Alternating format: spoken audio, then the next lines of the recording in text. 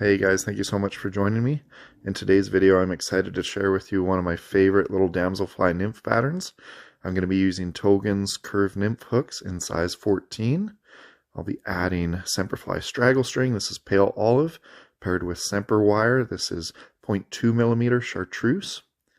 And then for the tail and body, some select marabou plumes in both olive and light olive. And then for the shell back there, I'll be adding some scud back with a little bit of Semperflash underneath to give it some sheen.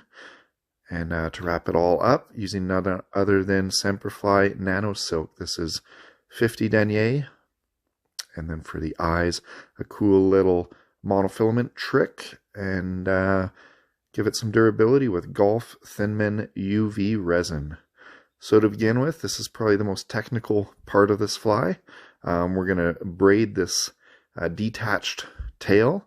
It gives it a lot of movement in the water, and then the braiding actually gives the tail a little bit more durability to handle more than just a few aggressive fish takes. So you'll start that off pulling a little bit of olive and a little bit of light olive marabou plumes. And then I find it works best if you give it, just add a little bit of water or some saliva to it to really get those fibers to play nice. And then I just do a simple overhand knot in the tip of the tail section. Adjust your Renzetti vise there to lock that knot into place. And then just like braiding your daughter's hair, we're going to take a few seconds here and give the light olive and olive a nice tight braid. And then if it's a little bit scruffy, that's fine. Those fibers are going to dance in the water.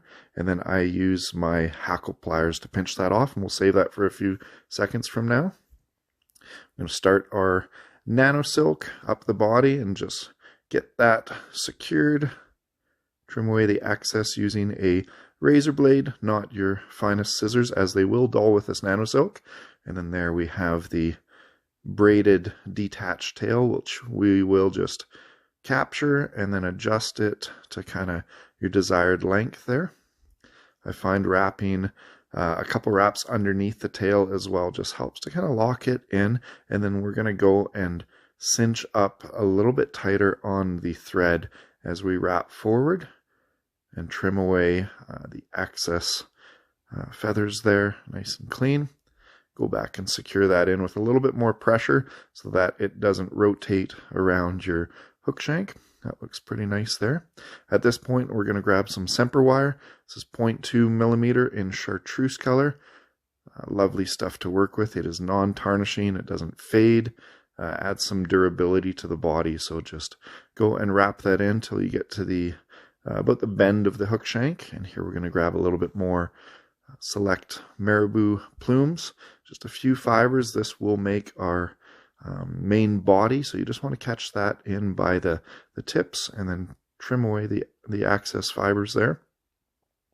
Make sure that looks nice and clean and is secured in there. At this point, we're going to just get those out of the way, and here we're going to add some scud back. So this is sow scud back, 1/8 diameter. This is olive color. Just capture that right by the eye of the hook, a few securing wraps, and then on top of that we're going to add some of this Semperflash. This is the Mirage stuff, so it gives some cool sort of opal flash to this the backside of this fly. And then here I'm going to show you one of my favorite little tricks for making mono eyes. You grab a little piece of 20-pound monofilament, hit that with a lighter. It's going to melt up to a cool little pair of eyeballs. As you melt it with the lighter, the outside parts of the eyes turn almost like an amber color, and then they fade to a green. So it's really cool for these patterns. Makes it super lifelike. And then while keeping that in your bead tweezers, I will wrap the thread around it, some figure-8 wraps. Make sure that that's nice and secure. You can adjust it as needed. Make sure that it's centered. That looks pretty good to me. And then at this point, we're going to do a securing whip finish so that that thread does not get knocked off here as I go ahead and wrap the body of this fly. So you grab all these marabou fibers. I find it looks pretty scruffy if you give them a couple little twists there.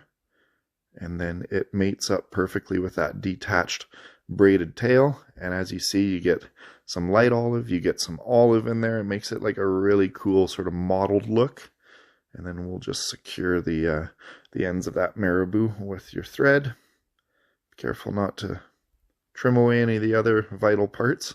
Just get in there and clean that up. That looks pretty happy. What's nice with tying those mono eyes in is you can use that as kind of a thread keeper, so that your thread doesn't pop out the front of the hook and then just into the bobbin cradle there.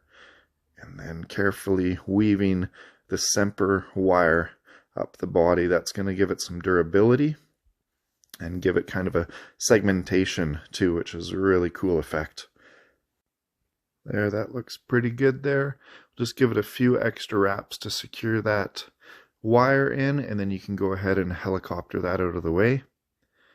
And then the best part of this fly is attaching some of the straggle string. So Semperfli makes this stuff. It's one of my favorite products to work with.